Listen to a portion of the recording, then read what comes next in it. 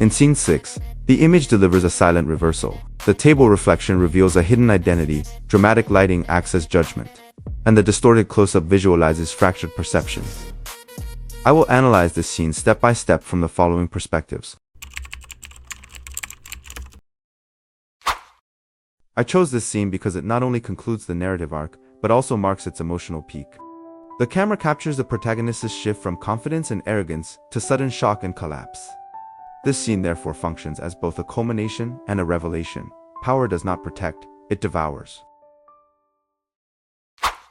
I will focus on analyzing two shots. The first shot shows the female lead's shock upon learning that her younger brother had changed his identity card without her permission. This wide-angle distorted close-up, through exaggerated perspective, off-center composition, and a calm background, places the character's emotions directly at the forefront of the frame. It visually immerses the audience into the character's subjective world, intensifying the impact of moments of tension, surprise, or unease. This spatial contrast of tight foreground, empty background reinforces the psychological distance between the character and their environment. The second scene shows the male protagonist's helplessness after learning that his identity cards have been switched, which has ironically led to his downfall. This shot utilizes a tabletop reflection to compose the character across two distinct layers.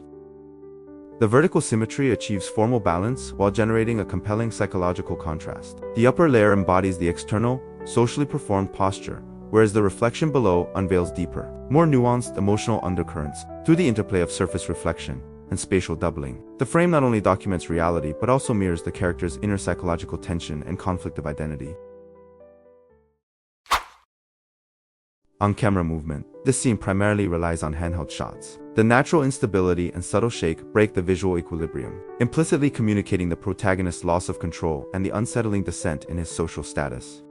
When filming the antagonist who passes judgment on the protagonist, the scene adopts a low-angle perspective combined with POV framing, visually constructing a figure who dominates the situation. The upward angle emphasizes an unshakable authority, functioning as a classic visual language of power.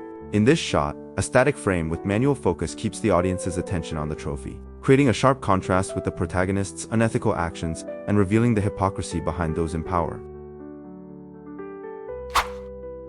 The lighting in this scene is inspired by Edward Hopper's realist palette. Hopper's paintings often rely on strong contrasts, using high-ratio lighting to produce bold tension and emphasize the isolation between figures and space. However, directly translating such intensity into filmmaking can result in harsh highlights and reduced spatial readability. To adapt this painterly style for the screen, we softened the contrast and maintained a controlled 1:2 to 1:4 ratio, preserving tension without overwhelming the eyes. This moderated contrast enhances dimensionality naturally and makes the environment more legible and realistic. Instead of using extreme lighting to force drama, we allow the realism itself to drive emotion accessible, immersive, and quietly expressive. The lighting setup on set is shown in P1, while P2 demonstrates the cinematic outcome, revealing the shift from painterly high contrast to readable realism. In the sound design of this sequence, ambient effects were added to recreate a sense of presence, allowing the audience to feel the realistic, yet slightly oppressive office atmosphere.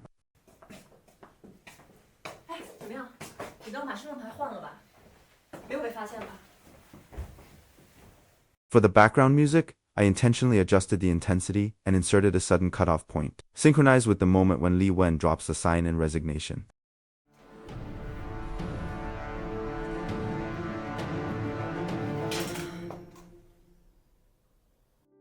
In this scene, light, sound, and character action work together to suggest that power does not equal control. The bright lighting appears to elevate authority, but instead exposes its fragility, while the sudden drop in sound and resigned gesture shattered the illusion of superiority. Through subtle audiovisual cues, the film implies that power is not a shield, it is a cage that slowly consumes those who hold it.